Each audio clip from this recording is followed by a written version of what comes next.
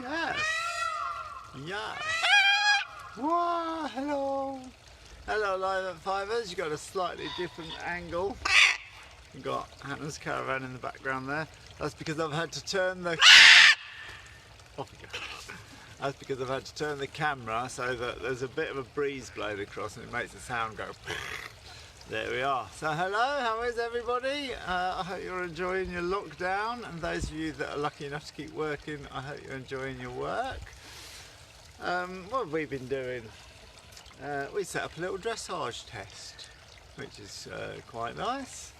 I didn't write it, Freddie wrote it. We followed the rules, shouting out all the moves so that he knew what he was doing. And I think we'll bob that on. That'd be nice, see Freddie do some dressage, wouldn't it? So you can look forward to that. We'll put that on as soon as that's edited. What else have we been doing?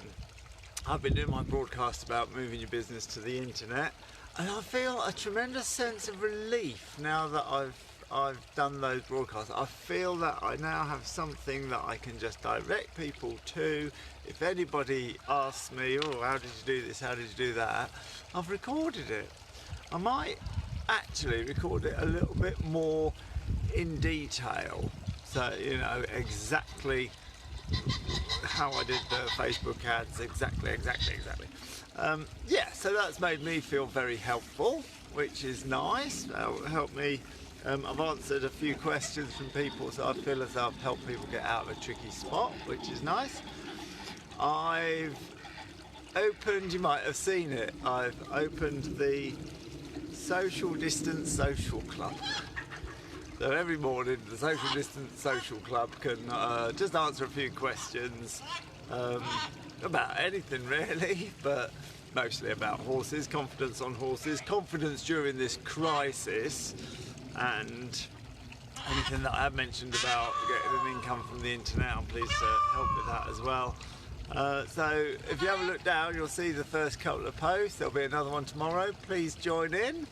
Got any questions that can't wait till then, bob them under. So yeah, we're kind of filling our days with well, pretty much the same actually. How about you? Hi Michelle, hello, thank you for joining in. And didn't you put something on the Social Distance Social Club? I thought that was you. So thank you very much for contributing there. So one of the main questions that came up on the Social Distance Social Club, and it is a question that's gone all over the internet over and over, is whether or not we should be riding at all, which is a fair enough question. And my take on it is that the piece of photocopied paper that's... I thought he might be here in a minute. The piece of photocopied paper... Come here, Bob. The piece of photocopied paper, yes. Piece of photocopied paper that's gone around saying the government has advised that we don't ride. I don't believe that is from the government, otherwise we'd see the government advice. I'm happy to be wrong on this. Everything changes from minute to minute. So, but I don't think it is. I think it's people wanting to promote not riding for the sake of overloading the NHS, which is very good. I don't think it's from the government or from the British Horse Society. But yes, it brings up a very sensible question. Should we be riding at all?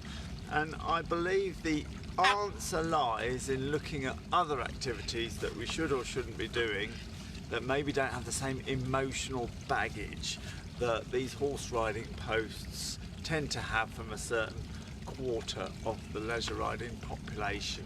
So if people are a little bit frightened of their horses anyway and they spend their time sending doom and gloom, they'll definitely forward on that piece of paper that you've seen going around saying we shouldn't ride. But there again, after the virus, they're going to carry on sending bits of well-meaning advice to keep people safe, which ends up just making you aware of everything that could go wrong, and then starts being entirely everything that could go wrong. Before you know it, we're all scared to get on our horses. So I look at it like this.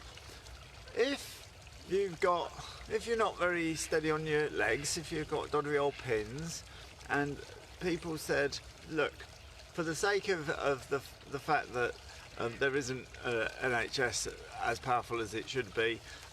Could everybody with unsteady legs not use the back staircase, which is all wobbly and built in 1762 and uneven and rickety and too steep? But instead, if you're not very steady on your legs, could you please use the new steps out the front? That has got absolutely no emotional baggage from horse riding that horse riding people tend to, oh, look at me generalising. No, they don't. Some vocal parts of the horse riding leisure community tend to dwell on the negative a bit too much. So I take the opinion that you can't make a wrong decision. As long as you're working from the best of intentions, if you're going, oh, sod it, I'm going to go and push the envelope anyway, you need to take extra precautions there.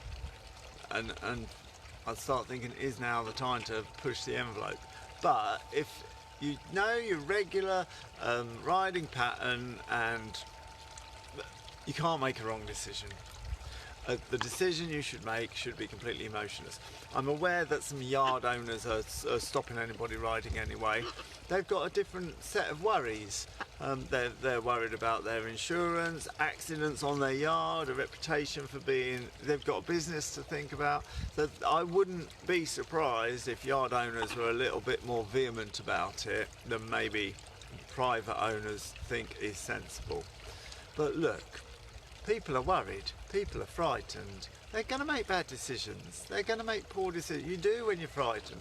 If you think when you're in a blind panic and you're totally in the adrenaline, frightened, nervous, or you're really angry and your primitive brain has taken over, when you're really angry or in a blind panic, do you make good or bad decisions?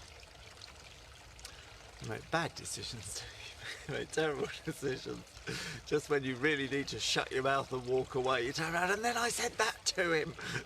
And it all goes Pete Tong. But there you go.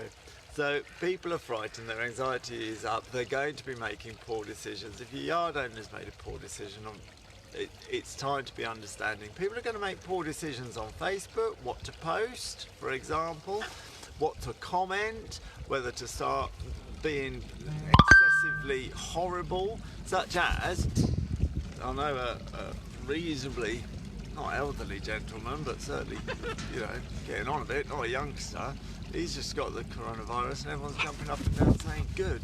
That's not very nice, just because he's the Prime Minister. So, you remember that Caroline Flack thing, be kind?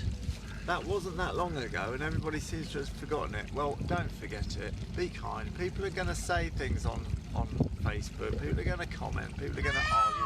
People are going to drive like idiots because you're driving along thinking about all your worries, and if you forget to use your indicators or suddenly realise this is your turn, if you're in the car behind, be considerate, be understanding.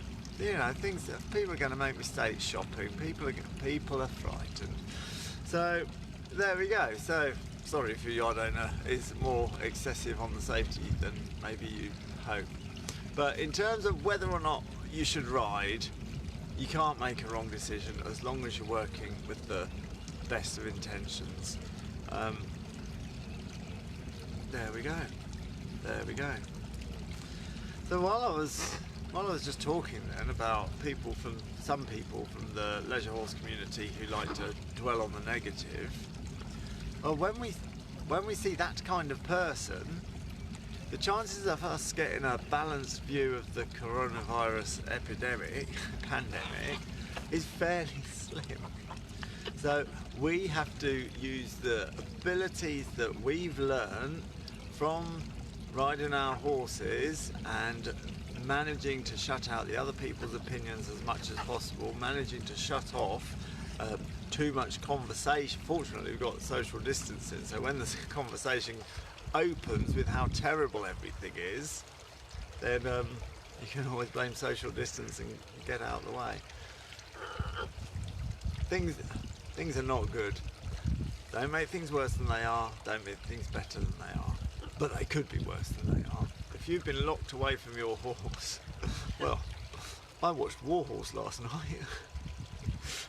Got took away from your horse, or your horse got took away from you then. So it's all relative. It's all relative. So avoid the people who are going to open up with how terrible everything is. It's just their personality. When you've got a problem, whatever that problem is, if your opening line is your problem, how it affects you, how it will affect you in the future, all the disastrous things that happened, and it turns into a whole novel about how terrible everything is, you're going to excessively dwell on the negative. If you can bring a problem, any problem, down into one sentence, what's the sentence? From my work, from Rider Confidence, someone will write to me and they go, I used to be confident, used to be able to jump anything, ride across the fields feeling really happy, didn't care about anything, got on any horse, and now I've lost my confidence. Is one way of putting it. Focusing on all the positives that used to be, and then I lost my confidence. But I don't get those lessons very often. What I get is, I used to ride okay, but then I lost my confidence, and now I can't even face going to the horse without turning into jelly, and my hands are shaking and I feel like I'm going to be sick and my nerves are toning up, and when I actually get on the horse I'm physically shaking and feel like I could cry and come off feeling that I've only just managed to stay alive, and it's lucky that my head didn't come off. And the whole novel has gone on to the negative. As I meet people in this coronavirus, if they start the whole novel on the negative, I have to be extra understanding because I know they're having a hard time. Fact is, you can put a problem. My mother was an alcoholic, and it's one word, and it doesn't carry the emotional baggage. But then if you turn around and go, oh, no, you don't understand. When we were kids, there was this one time, and there we are. Fact is, we've got to wash our hands a lot and be socially distant. We've got to bear in mind that old people are vulnerable. Flat statements. From that, you can start thinking, right, I'm going to need a spray bottle of antiviral in the car, another one in the stable, another one in the house. We'll put that there, we'll put that, and you're into a whole different focus, a different practical focus as to the things you can do. And as soon as you do that, as soon as you start focusing, you feel better. You feel better. Which was how I opened this, that I feel better, that I've done a few broadcasts to help people with their incomes if they're thinking of going to the internet. I'll ring off now. I have a feedback call with the Ultimate Mounted Division Rider Confidence course, so I'm looking forward to that. Have a lovely evening. Please join me or write down any questions that you have for the social club. I'll get the name in a minute. The Socially Distant Social Club, isn't it, Poppy? Socially Distant Social Club. So that'll be on every morning, and please join in, because it then gives me a little subject to talk about in the evening. Did you just bite my face on the telly? Oh, very bad. He's in a bad mood because we clipped his toes today. Okay then, everybody, stay safe, wash your hands, keep away from people. See you tomorrow.